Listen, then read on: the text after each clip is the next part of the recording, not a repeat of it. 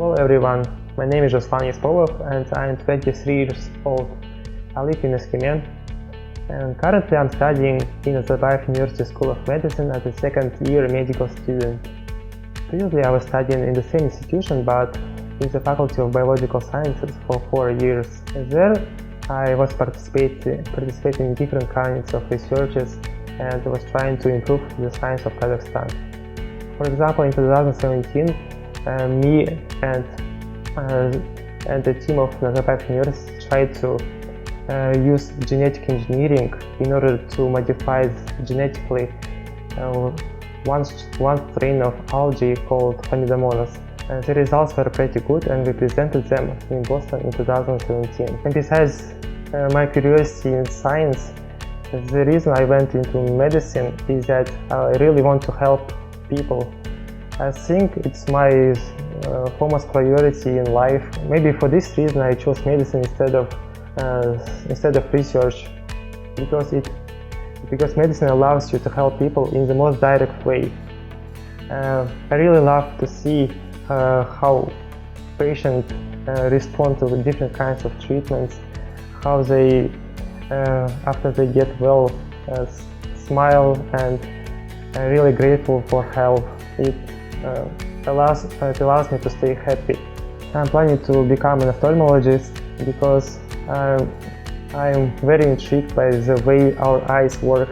There are a huge number of people who are blind or who are suffering from the eye diseases. Because there is a limited number of treatments, in the future I want to be involved in the research and into medicine simultaneously.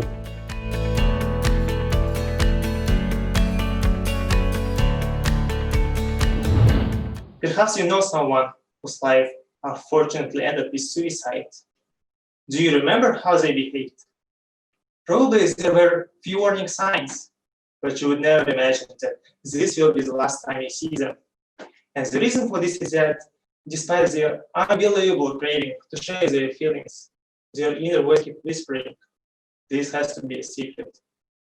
Therefore, in this talk, I'll bring your attention to one important tool that may become a key in preventing suicidal behaviors.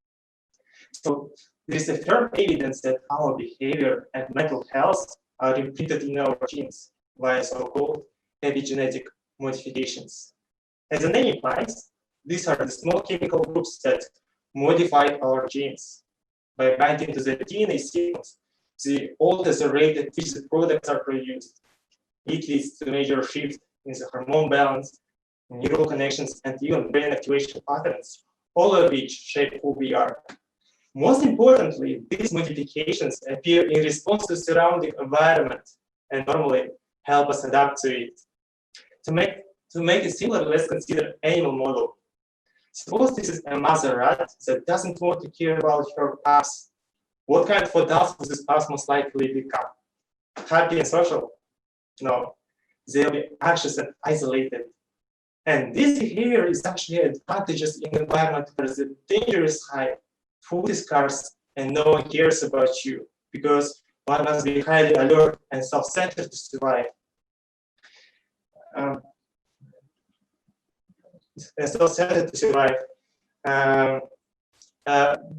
the bad side of this is that it may lead to depression. Stress hormones will elevate attention and energy in mice. But upon prolonged exposure to stress, it will deplete body resources. Neural connections that establish anxious, isolated behavior will lead to loneliness, loss of interest, and even physical problems. Similar mechanisms exist in humans. If you compare twin siblings, one of whom was chronically depressed and the other was not, their epigenetic profiles will be completely different. And this is due to excessive modification of stress response genes. Using this knowledge, for the first time, we might have an objective criterion to diagnose mental health conditions. Imagine that you could screen people for depression using a blood test. Not only it makes the diagnosis fast and reliable, but it also inspires trust among patients due to its objective nature.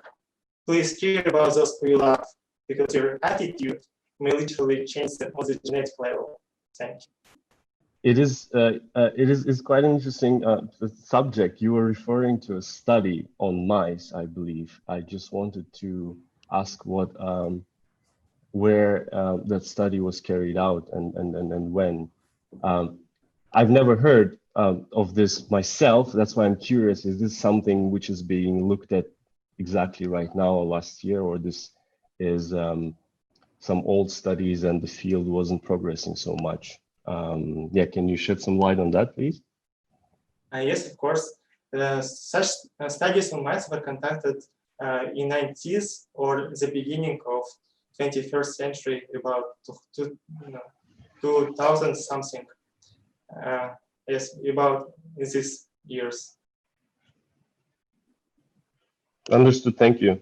So, and of course, there is huge progress since the experiment with mice. For example, there were genetic studies on the twin siblings. And the point of these studies were to exclude the genetic criteria because they might affect the development of depression.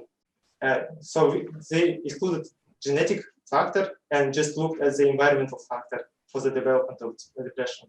I have a question. Zhassulan, thank you for your presentation.